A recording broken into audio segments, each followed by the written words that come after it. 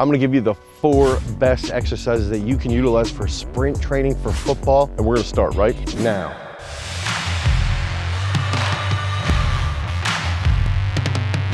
What's up everybody, it's Dane Miller from GarageStrength.com, and if this is your first time to the channel and you're interested in becoming a better athlete, you wanna be faster, you wanna be more explosive, you wanna play at the University of Oregon, make sure that you like, you subscribe, and you ring that notification bell so we can help you become a beast.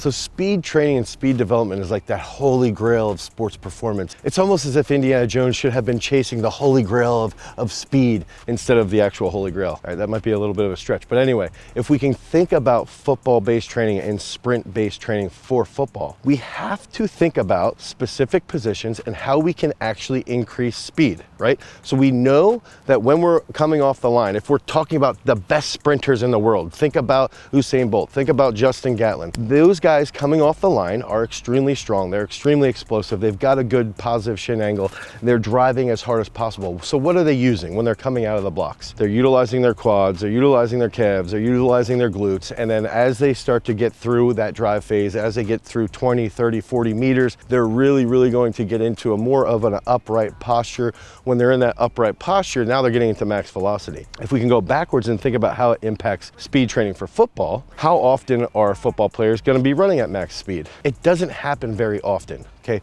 It's more about training the first couple steps if we're talking about acceleration, and then training that drive phase, okay? So we've got to think about, if we're talking about acceleration, we have to understand what are the mechanics of actually sprinting through the drive phase, and then 2, what muscle groups and how are they coordinated to increase that max acceleration.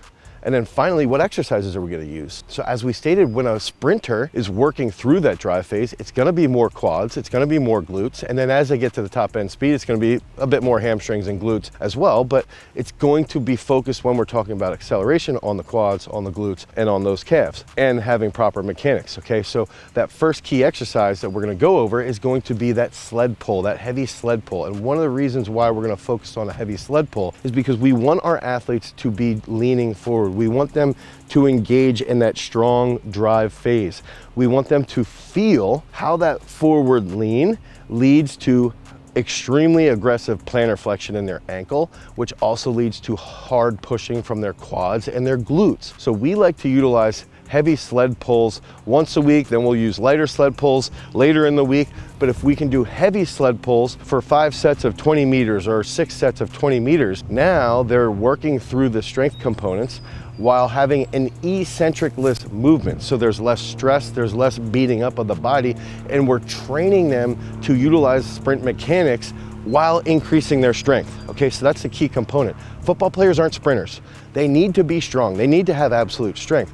And that's where that heavy sled pull comes into play. It's a way of tricking the body to optimize their sprint mechanics while increasing their strength, okay? So utilize this once or twice a week, understand how mechanics comes into play and what that strength movement does with the actual sprint mechanics. So that takes us into our next exercise, which is going to be hill sprints. Okay, so a lot of people will sit there and say, well, why would we do all this stuff in the weight room without actually training running? And that's where this comes into play. Sprinting on a hill, on a pretty steep hill, and sprinting from 10 yards or 10 meters all the way up to 30 meters.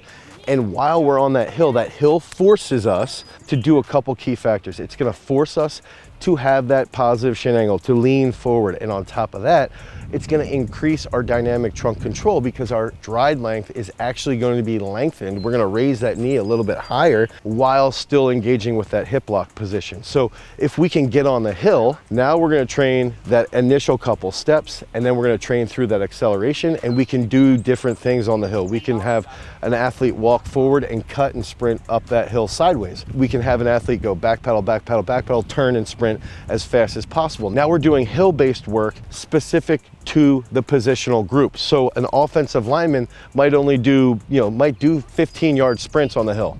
Okay, just focusing on that box, right? A linebacker might do side shuffles into a full sprint. They might scrape sideways, sprint uphill. And we might have a defensive back sprint backwards, turn and sprint as fast as they possibly can. We might have a running back train on the hill and doing various cuts. So we have to be creative. So when you go to the hill today, Get creative with what you're doing. Yes, straight on linear sprints are gonna drastically improve your speed, especially your acceleration rate, but get creative. Understand the angles and positions that you're gonna have with various groups, and make sure that you utilize different exercises while doing that hill work. Okay, that next key exercise that's gonna be a little bit more of a strength related movement is gonna be the single leg squat. And this is one of the key components that we utilize to develop one of the best running backs in the entire country, Nicholas Singleton. So Nick's been offered by Alabama, Penn State, Ohio State, everybody you can think of. He is the best running back in the country in the class of 2021 or 2022 is what it'll end up being.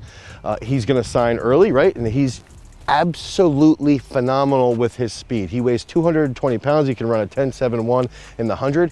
He's got a 4.440. And the reason being is that he's longer limbed, and he's extremely strong with his single leg squats. So when we're talking about that max rate of acceleration, we're talking about glutes and we're talking about quads.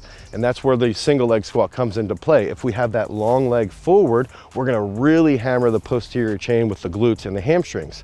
If we bring that front foot in a little bit more, now we can target tracking the knee over the toes and targeting the quads a little bit more.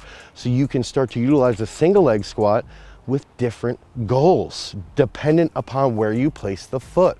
And so somebody like Nicholas, who has extremely strong glutes, well, now we can target some of his quad strength by bringing that front foot in and lead to even greater acceleration. If we have someone like Nicholas who can hit the hole extremely fast and accelerate even faster than all the linebackers or the defensive backs, he's gonna end up being one of the best running backs in the country, which is what he is today. So utilize single leg squats, move that foot placement. You can go forward to target the glutes and the hamstrings a little more. You can bring that foot in to target the quads and the glutes a little bit more. And while you're doing that with a barbell on your back, you're gonna be targeting that dynamic trunk control. And that's gonna be some key aspects behind sprint-based development for football. So before we get into that last exercise, one, I would recommend taking all these movements. Take one of these movements to the gym today, play around with it, and try to improve your performance as an athlete. See how you feel, see how it impacts your overall feeling. Now, if you need help with an actual periodized program that's gonna help you develop as a football player from block to block to block, click on the link down below. You can head over to garagestrength.com and you can pick up our How to Get Faster speed-based program. This is a program that we've utilized to help guys get to the NFL, to help guys get to those Power 5 schools. Now, finally, that last exercise that I love to utilize for lateral speed is going to be the drop COSSACK squat. Okay, so the drop COSSACK squat is a fairly advanced movement. It's a fairly advanced lateral movement. Now, it's a movement that's going to help you get out of cuts quickly. So if you're a linebacker and you've got to make a read and you've got to cut back quickly to fill a hole, this is going to help you a ton. If you're a running back, same thing. Even if you're a lineman and you've got a stunt, the drop COSSACK squat is going to impact your play dramatically. You can utilize the traditional COSSACK squat over time to try and improve your hip mobility, to try and improve your lateral strength. And then as you get stronger and more coordinated, let's put in that drop COSSACK squat. You might use a 15-pound dumbbell, a 20-pound dumbbell. And when you're focusing on dropping to that side, you have good dynamic trunk control. That's going to enhance your force absorption. When you have enhanced force absorption, you can utilize that energy more effectively to get out of that cut, to drive back up and get into that hip lock position. Okay, so when we're thinking about executing that drop COSSACK squat, I would say do 5 to 6 sets, 3 to 4 reps on each leg, but think about how it transfers over to the game. If I'm cutting here and driving back up, that is where we've got to feel that when we get on the field. Okay, we can't just do these things blindfolded. We have to think about what is the transfer of this movement. So if you get really strong at a single leg squat and you get really explosive at that drop COSSACK squat and you're doing your hill sprints, okay, now all of a sudden all this stuff starts to play together and you start to feel really, really strong. Then you add in that heavy sled pull. Now you can cut faster. You have greater rate of acceleration, you have more dynamic trunk control, more stability from doing the unilateral work, and then finally from working on the hill, you have positional speed that transfers really well over to sprint-based training for football. So again, if you need help with your programming, click on the link down below, pick up our How to Get Faster speed training program for football. If you want more content about sprint and speed-based training for football, click on this card right here. Until next time, guys, peace.